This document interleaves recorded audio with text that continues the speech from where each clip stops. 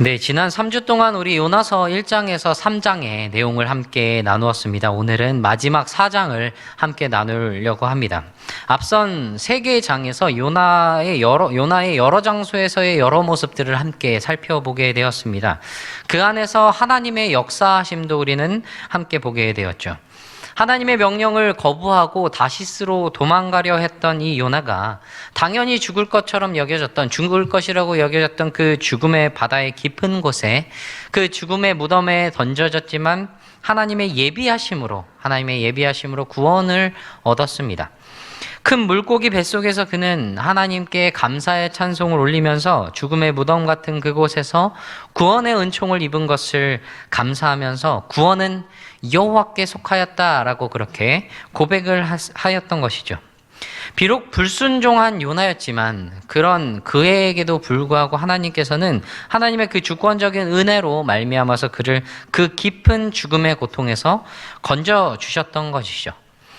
그리고 이제 사흘이 지나서 물고기가 이 요나를 육지로 토해내었습니다.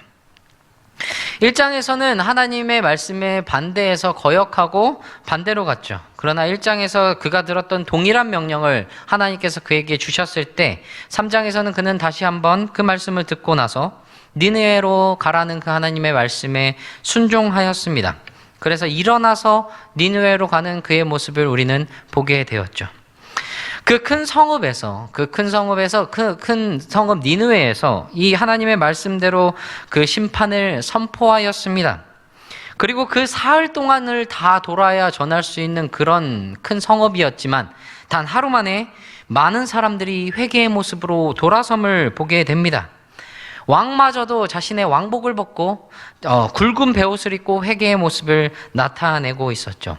그리고 하나님께서는 그들에게 재앙을 내리시지 않으셨습니다. 요나에게 있어서 그리고 이스라엘 백성들에게 있어서 이 아수르란 그리고 니느웨란 구원받을 만한 그 기대를 전혀 할 수 없는 그런 사람들이었습니다. 잔혹하고 완악한 그들이었던 것이죠. 그런 그들이 이 요나라는 서쪽의 작은 나라에서 온 단 한 명의 그 선지자가 외친 단 5단어의 말씀을 듣고 하루 만에 온 백성이 회개합니다. 하나님을 모르던 사람들이, 하나님을 믿지 않던 사람들이 하나님께 부르짖고 하나님을 믿고 악한 길에서 돌이켰습니다. 그 모습을 보면서 이스라엘 백성들은, 하나님의 백성이라고 자부하던 이스라엘 백성들은 깨달아야 했습니다. 하나님을 모르는 이방인들도 돌이키는데 하나님의 선민이라고 여기는 그들은 더 그렇게 했어야 한다는 것이죠. 돌이켜서 오직 하나님께로만 나아가야 했었다는 겁니다. 거룩한 백성, 제사장 나라가 분명하게 되어야 했던 것이죠. 그리고 요나는 이 니느웨에서 행하신 그 하나님의 역사를 바라보면서 그 행하신 역사를 이 이스라엘에게 전해야 했던 겁니다. 그런데 요나의 반응은 그렇지가 않았습니다. 오늘 4장 1절에 보면 요나가 매우 싫어하고 성을 냈다라고 말하고 있습니다. 성을 냈다고 말하는 것은 요나의 모습이 지금 매우 화가 난 상태였음을 보여주고 있는 것이죠. 상당히 강한 불만을, 너무나도 큰 불만을 표출하고 있음을 표현하고 있는 말입니다. 요나가 여기에서 싫어했다라고 말한 이 단어는 잘못된, 악한, 나쁜 것, 끔찍한 것이라는 것을 의미하는 단어입니다. 그러니까 요나에게는 이 일이 너무나도 불쾌한, 그래서 싫은, 그래가지고 그에게 못마땅한 그런 일이었음을 의미하고 있는 것이죠. 너무나도 생생하게 이 요나가 엄청나게 싫어하고 화를 냈다는 사실이 진술이 되고 있는 겁니다. 극단적인 불쾌감과 분노가 이 요나를 휩싸고 있는 것이에요. 그가 그렇게 화난 이유가 무엇일까? 2절에 보니까 요나가 하나님께, 여호와께 기도를 합니다. 여호와께 기도하여 이르되 여호와여, 내가 고국에 있을 때에 이러하겠다고 말씀하지 아니하였나이까? 그러므로 내가 빨리 다시스로 도망하였사오니, 이렇게 말하고 있어요. 요나가 다시스로 도망갔던 결정적인 이유를 여기에서 언급하고 있는 것이죠. 하나님, 제가 이럴 줄 알았어요. 이렇게 하실 것이 저는 싫었던 거예요. 그래서 저는 도망갔던 거라고요. 그렇게 말하고 있는 겁니다. 그럼 요나는 어떻게 하나님께서 그렇게 하실 것이라는 것을 예상을 했을까요? 2절을 이어서 보면 주께서는 은혜로우시며 자비로우시며 노하기를 더디하시며 인애가 크시사 뜻을 돌이켜 재앙을 내리지 아니하시는 하나님이신 줄을 내가 알았음이니이다. 알았다고 합니다. 하나님이 어떤 분이신지 요나가 알았다고 말하고 있어요. 누구보다도 잘 알았습니다. 그래서 그는 하나님의 이 말씀이 선포되면 니느웨 사람들이 회개하고 그리고 그들에게 그러면 재앙이 임하지 않을 것임을 예상하고 있었던 거예요. 그런데 그것을 보고 싶지가 않았던 겁니다. 자신의 민족의 원수 같던 이 니느웨가 아수르가 그냥 멸망해버리는 것을 보고 싶었던 겁니다. 이스라엘의 선민의식, 그것을 역시나 가지고 있는 요나였어요. 물론 선민의식이라는 것이 나쁘기만 한 것은 아닙니다. 하나님의 선택받은 민족이라는 이 사실 너무나도 중요한 것이고 소중한 겁니다. 하나님의 택함 받은 백성으로서의 이 정체성과 자부심을 지키는 꼭 필요한 거라는 말입니다. 그런데 하나님께서는 이 아브라함을 택하실 때, 그리고 그들의 민족을 택하실 때 그들을 통해서 천하 만민이 복을 받게 될 것이라는 그 뜻을 밝히셨어요. 그들의 민족이 복이 되는 민족이 되게 하시고 제사장 나라가 되게 하겠다는, 그리고 그들이 하나님을 섬기는 것을 나타내므로 다른 민족들이 하나님을 섬기게 되는 것을, 그 뜻을 그들에게 보여주셨다는 겁니다. 그러니까 이스라엘 백성들이 바른 선민의식을 가졌어야 한다는 것은, 그 말은 바로 그들이 하나님의 백성으로서 정체성을 지키고 강한 자부심을 가지고 살아가며 동시에 다른 민족들도 하나님을 섬기고 경외하게 하는 그런 일을 했어야 한다는 말입니다. 그런데 전자만을 가지고 정체성과 자부심만 너무 강하게 가지고 다른 민족에 대해서는 배타적인 의식을 가지고 있었던 것이에요. 자신들만 선택받고 자신들에게만 구원이 있는 것으로 착각했다는 겁니다. 요나가 2절에서 하나님에 대해서 그가 아는 바를 고백했어요. 그리고 이 고백은 일찍이 하나님께서 이스라엘 백성들에게 주신 말씀입니다. 친히 그들에게 하신 말씀이에요. 출애굽기 34장에서 보면 하나님께서 모세에게 말씀하시기를 돌판 둘을 처음 것과 같이 다듬어서 만들어서 오라고 하십니다. 첫 번째 돌판은 이스라엘이 범죄함으로 인해서 그것을 보고 모세가 던져서 깨뜨렸어요. 그래서 모세가, 하나님께서 그 두 번째 돌판을 만들어서 가지고 오라고 하시죠. 그래서 모세가 그 돌판을 만들어서 하나님의 명령대로 돌판을 깎아 만들고 들고 시내산으로 올라갑니다. 그때 구름 가운데 여호와께서 강림하셨고 하나님의 음성이 그 모세에게 선포됩니다. 하나님의 이름이 거기에서 선포가 되고 있어요. 출애굽기 34장 6절의 말씀입니다. 여호와께서 그의 앞으로 지나시며 선포하시되 여호와라 여호와라 자비롭고 은혜롭고 노하기를 더디하고 인자와 진실이 많은 하나님이라. 하나님께서 친히 하나님이 누구신지를 모세에게 그리고 이스라엘 백성들에게 친히 알려주신 말씀이 이 말씀이라는 겁니다. 그리고 그렇게 말씀하시면서 인자를 천대까지 베푸시고 악과 가실과 죄를 용서하시겠다라고 그렇게 선포하셨지만 벌을 면제하지는 않으시겠다고 그렇게 또한 선언하셨습니다. 모세는 그 말을 듣고 땅에 엎드렸어요. 그리고 하나님께 우리의 악과 죄를 사해달라고 말씀을 드립니다.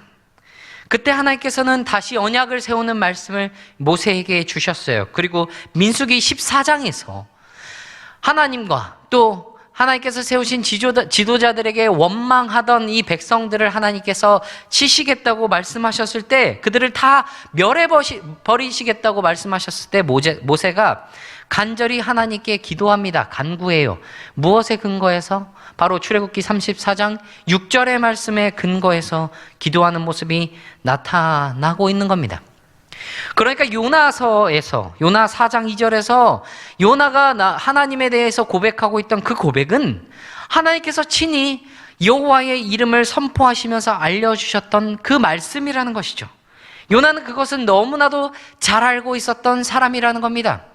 하나님에 대해서 많이 알고 잘 알고 있었던 사람이었어요. 그런데 많이 알았고 잘 알았지만 바르게 알지는 못했습니다. 하나님께서 주신 그 말씀이 이스라엘 백성들에게만 해당되는 것으로 알았어요. 아니, 그렇게 믿고 싶었던 것인지도 몰라요.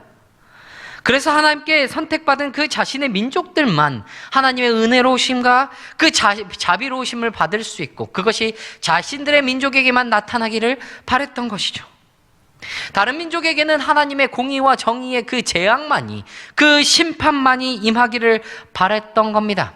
그러나 그것이 아니었습니다. 아는 것이 다가 아니라는 사실을 요나는 알지 못했어요. 아는 것은 지식이라고 할 수 있습니다. 그러나 지식은 단순히 아는 것에서 그쳐서는 그 분명한 역할을 하지 못합니다. 하나님을 안다는 것은, 하나님을 아는 지식이라는 것은 마땅히 하나님을 신뢰하고 순종하는 것으로 이어져야 하는 겁니다. 요나는 그것이 없었어요. 오히려 반대였습니다. 하나님의 말씀을 어기고 도망갔고, 하나님을 아는 것이, 하나님을 아는 그 지식이 하나님에 대한 순종함으로 나아가야 되는데, 요나는 오히려 그 반대의 방향으로 나아갔던 것이죠. 왜냐하면 그것이 자신에게 못마땅했던 것이기 때문입니다. 자기의 생각에, 자기의 뜻에 달랐던 것이기 때문이에요. 그래서 보면 요나가 크게 화를 내기까지 하고 있습니다. 어느 정도까지 화를 내냐면 3절에 보면 여호와여 원하건대 이제 내 생명을 거두어 가소서, 사는 것보다 죽는 것이 내게 나음이니이다 하니. 하나님, 차라리 저를 지금 데려가 주세요.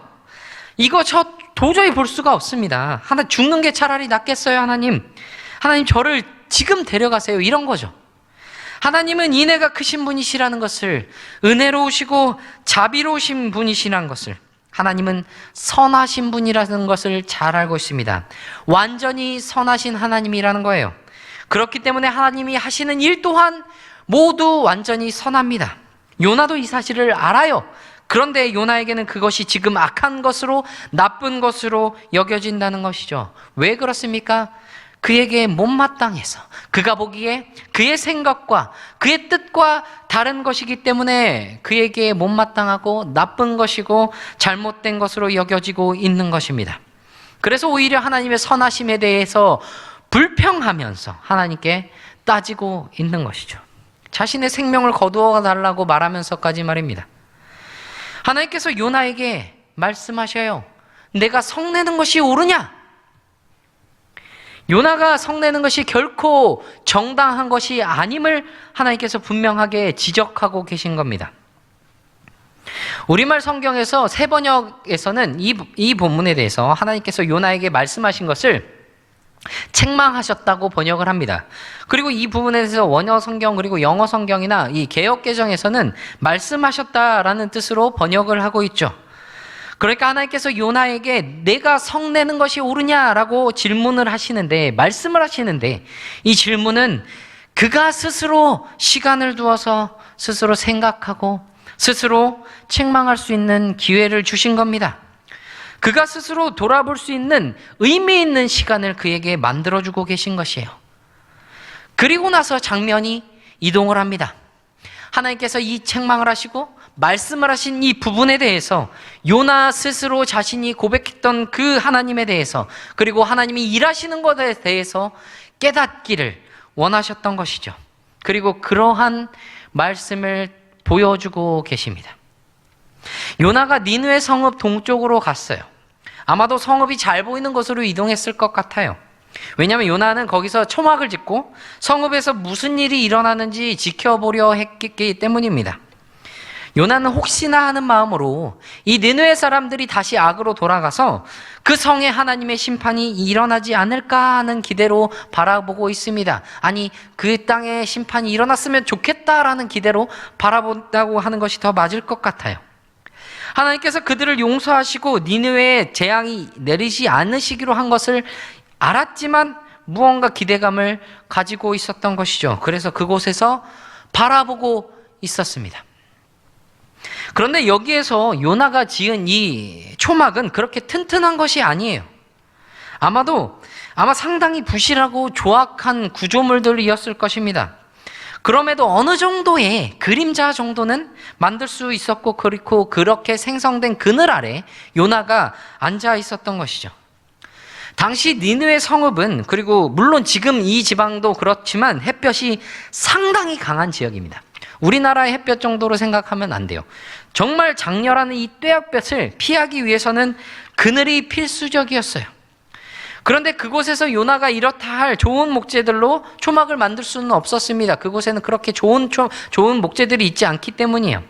그나마 어느 정도 햇볕을 피할 정도의 그늘만을 만들었는데 그렇게 그늘의 아래에 앉아서 구경하듯이 니느웨에 임할 심판을 보려고 그러고 있습니다. 마치 소돔과 고모라에 임했던 하나님의 심판이 여기에도 동일하게 임하기를 바랐던 것인지도 모릅니다. 여기에서 하나님의 가르침이 시작되고 있어요. 하나님께 매우 격렬하게 항의하고 있던 요나에게 그래서 니느웨에 어떤 일이 일어나려는지 성읍 동쪽에 가서 초막을 짓고 그 그늘에 앉아서 구경하듯이 이 니느웨를 바라보던 이 요나에게 또 한 번의 하나님의 은혜가 찾아옵니다. 하나님께서 박넝쿨을 예비하셨다라고 말하고 있습니다. 하나님께서 박넝쿨을 예비하셨다고 성경은 말하고 있어요. 1장에서 그리고 2장에서 바다에서 빠져서 당연히 죽을 것이라고 생각했던 이 요나에게 하나님께서 큰 물고기를 미리 준비해 주셨어요. 미리 예비하셨죠. 그리고 그것을 보내주셨습니다. 그것과 마찬가지로 지금 분명하게 이 박넝쿨을 하나님께서 예비하신 것이라고 말하고 있어요. 그 박넝쿨이 자라서 그늘막을 만들어줍니다. 긴 시간이 아니었어요. 짧은 시간 안에 그것이 급속도로 자라나게 되었던 겁니다. 하나님께서 박넝쿨을 예비하시고 하나님께서 그 박넝쿨이 자라날 수 있도록 하셨던 것이죠. 하나님께서 베푸신 은혜이며 하나님께서 주신 기적입니다. 그것을 통해서 요나의 머리를 가리게 하셨어요. 그리고 그의 괴로움을 면하게 하셨습니다. 요나가 지은 초막으로는 어느 정도의 햇볕만을 가릴 수 있었을 뿐이에요. 그런데 이 박넝쿨이 자람으로 인해서 요나는 상당히 강한 그늘 아래에서 거할 수 있었던 겁니다. 부실하고 조악하게 지어진 이 초막 사이로 새어나오는 그 햇볕조차도 맞지 않을 정도로 그렇게 좋은 그 그늘을 만들어 주었던 것이죠. 그러니까 이 괴로움에서 건짐을 받았다라고 성경은 말하고 있어요. 요나의 그 괴로움에서 하나님께서 그의 그 괴로움에서 그를 건져내셨다고 성경은 말하고 있는 것이죠.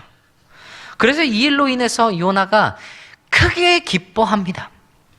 참 감정이 풍부한 사람인 것 같기도 해요. 이전에는 매우 화를 내다가 지금은 박넝쿨로 인해서 매우 기뻐합니다. 1절에서 화나는 정도로 가장 화나는 것을 표현했듯이 또한 여기에서 기뻐하는 요나의 모습도 가장 기뻐하는 모습으로 표현을 하고 있습니다. 그만큼 이 박넝쿨로 인해서 요나가 기뻐했던 것입니다. 그런데 박넝쿨을 예비하셨던 하나님께서는 그를 가르치시기 위해서 그를 알게 하시기 위해서 또 다른 것들도 예비하고 계셨습니다. 먼저는 벌레를 예비하셨어요. 그것들이 새벽에 박넝쿨을 갉아먹도록 하셨던 것이죠. 그래서 이제 그 박넝쿨이 시들해지고 있습니다. 하룻밤새 그렇게 크게 자랐던 박넝쿨이 또한 하룻밤새 사글이 사라져버리게 되는 것이죠. 여기에서 그치지 않았어요. 하나님께서는 뜨거운 동풍을 예비해 두셨습니다. 이 동풍은 열기가 가득한 열풍이라고도 해요. 그러니까 이 바람이 상당히 뜨거운 바람이라는 것이죠. 그래서 이것을 맞은 사람들은 상당히 괴로움을 겪게 된다고 합니다. 해가 없을 그때에 전날 드리워진 그 박넝쿨로 인해서 괴로움을 면했는데 이제 해가 뜨니 그늘이 없어져서 정말 이전보다 더 괴로운 그 모습을 겪게 되고 있는 것입니다. 박넝쿨의 그늘을 조금도 의지할 수 없게 되었던 것이에요. 초막 아무 소용이 없던 겁니다. 그 햇빛만으로도 충분히 괴로운데 뜨거운 열풍마저 그를 괴롭힙니다.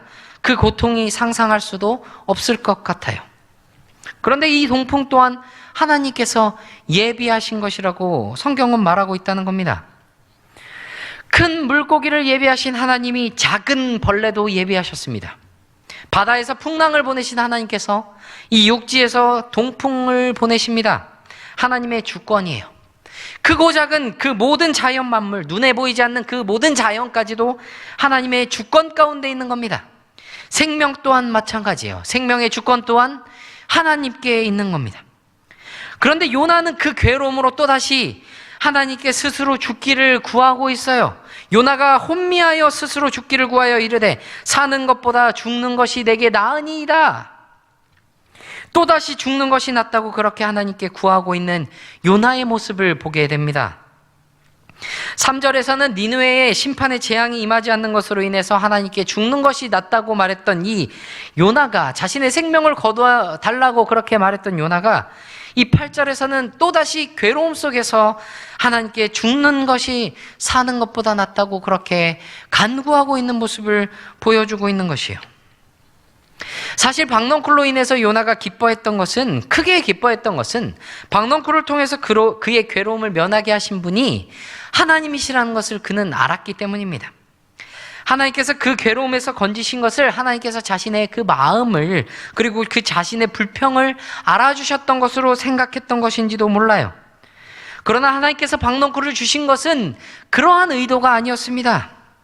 그리고 다시 그것을 거두어 가셨을 때 요나는 하나님께서 그에게 주시는 그 괴로움이 자신의 그 주장을 하나님께서 받아주시지 않는 것으로 여겼던 것으로 보입니다. 그래서 또다시 차라리 죽여달라고 항의하고 있는 것이에요. 그러나 이것도 하나님께서 요나를 벌하고자 하심도 아닙니다. 그러한 목적이 아니셨어요. 이 박넝쿨을 주시고 다시 거두어 가시는 것을 통해서 하나님께서는 요나가 깨닫게 하시는, 요나가 알게 하시는 그런 분명한 것이 있었던 겁니다. 요나에게 분명한 가르침을 주시고 그가 스스로 깨달을 수 있도록 하시고자 했던 하나님의 깊은 뜻이 이 박넝쿨이 오고 가는 것을 통해 주어지게 되는 것이죠. 하나님께서 요나에게 그 박넝쿨로 인해서 성을 내는 것이 옳으냐고 4절과 같이 다시 한번 물어보십니다. 이번에는 요나가 답을 하죠. 자신이 성내어서 죽을 지경이 될 정도로 옳다고 말합니다. 자신이 옳대요. 그때 하나님께서 요나에게 말씀하시죠. 10절과 11절이에요. 옳다고 하나님께 말씀을 올리는 요나에게 이렇게 말씀하십니다. 여호와께서 이르시되 내가 수고도 아니하였고 재배도 아니하였고 하룻밤에 났다가 하룻밤에 말라버린 이 박넝쿨을 아꼈거든. 하물며 이 큰 성읍 니느웨에는 좌우를 분변하지 못하는 자가 12만 여명이요 가축도 많이 있나니 내가 어찌 아끼지 아니하겠느냐 하시니라. 요나는 이 박넝쿨에 대해서 사실은 분을 낼 자격이 없어요. 그것이 자라나는데 그가 한 일이 아무것도 없기 때문입니다. 아무런 수고도 하지 않았어요. 그가 재배한 것도 아닙니다. 하나님께서 주신 주권적인 은혜로 말미암은 것이었어요. 요나가 바다 깊은 그곳에서 큰 물고기로 건짐을 받았던 것도, 그리고 이 뜨거운 태양의 열기 속에서 그 괴로움에 면할 수 있었던 것도 하나님의 주권적인 은혜입니다. 하나님이 주신 은혜예요. 하나님께서 수고를 하시고 아끼셨던, 그리고 중요하게 여기셨던 이 니느웨 성읍에 또한 하나님의 주권적인 은혜를 베푸셨던 겁니다. 그러니까 하나님께서는 이 박넝쿨의 교훈을 통해서 성을 내고 있는, 지금 성내는 선지자 이 요나에게 그 스스로의 잘못을 깨우치고 하나님의 마음을 가지고 그 마음을 품고 이 성읍의 회개와 구원을 기뻐해야 함을, 그것을 깨닫기를 원하셨던 겁니다. 하나님의 은혜로우심을 안다면, 하나님의 자비로우심을 안다면, 하나님의 인애를, 하나님의 사랑을, 그 하나님의 선하심을 안다면 그 아는 것에 대한 합당한 반응을 보여줘야 된다. 그것을 보여주고 계신 것이죠. 그리고 그 합당한 반응은 순종입니다. 그런 하나님을 믿는다면 그 믿음에 마땅한 삶이 나타나야 하는 거예요. 왜냐하면 하나님의 은혜로우심은, 그 자비는, 그 은혜는, 그 인애는 아무런 조건 없이 받을 자격 없는 자들에게 주신 겁니다. 그것은 니느웨 사람들만 지금 받은 것이 아니에요. 요나도 받았고 이스라엘 백성들도 받았으며 지금 여기에 있는 우리도 그것을 받았습니다. 그래서 요나는 다른 민족들에게도 주시는 하나님의 그 주권적인 은혜에 간섭할 권한 없는 거예요. 하나님의 뜻에 대한 순종만이 있어야 할 뿐이라는 것.